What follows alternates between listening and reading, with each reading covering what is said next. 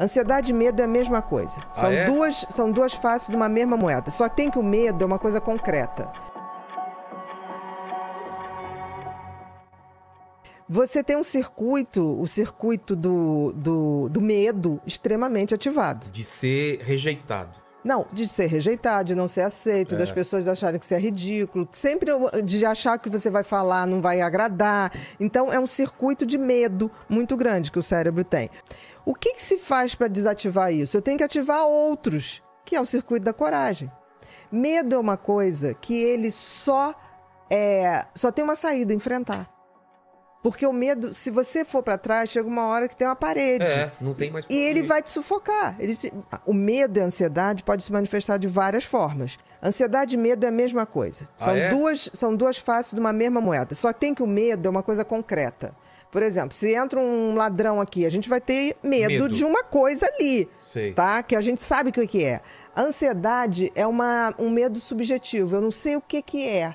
Porque certamente você nasceu com esse sistema límbico do medo mais ativado. Entendi. Aí você vai ver na família, tinha algum avô ou pai que tinha a mesma coisa, mas não tinha coragem de falar. Entendi. Porque na época não falava.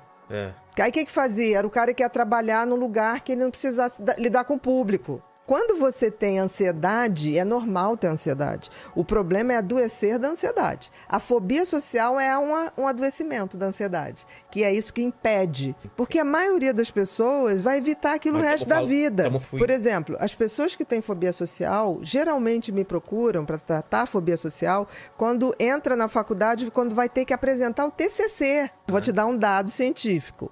Os ingleses têm mais medo de falar em público do que de morrer. A fobia social e o índice de fobia social na Inglaterra é altíssimo. Por isso que os ingleses são tidos como um povo que não gosta de dar informação, reservado, arrogante. Não, eles têm pavor. Você imagina brasileiro que chega em Londres e vai pedir uma informação. Ei! O cara que é fóbico social, baixa a cabeça. Ele sai correndo. Entendeu? Aí todo mundo chega e fala assim, os ingleses são insuportáveis. Fóbicos. Eles têm pavor.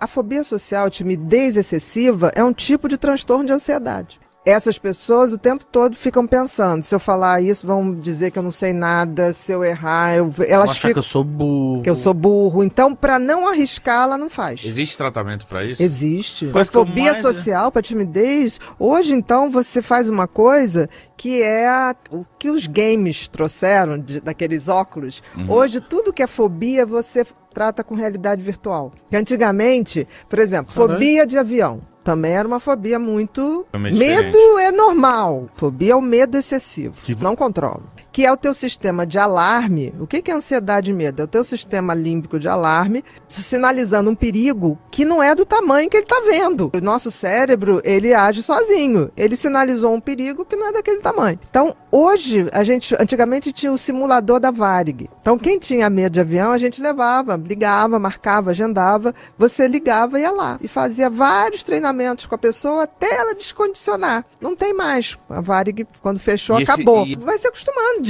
Você desensibiliza o cérebro a reagir àquilo. Pra vocês terem uma ideia, a primeira sessão de cinema que ocorreu no mundo foi em Paris. Começava a cena, aquilo tudo lotado, cinema. Começava a cena um trem vindo. O pessoal saiu correndo. Hoje alguém sai correndo do cinema? Não, por quê? Porque o cérebro se desensibilizou.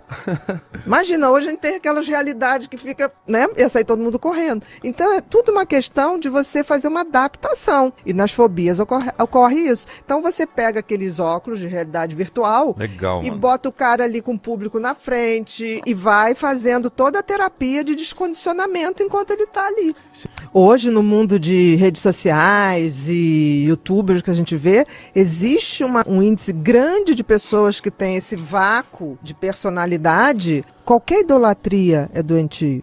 Porque veja bem, a pessoa te idolatra, a pessoa pode te admirar, a pessoa pode achar legal a sua postura, a sua forma de trabalhar, a sua verdade. Ótimo, isso é saudável. Agora, do momento que eu passo a viver em função do que você fala e fico o tempo todo, eu quero conhecer aquele cara, eu quero não sei o quê, eu movo a minha vida em função disso, isso não é legal.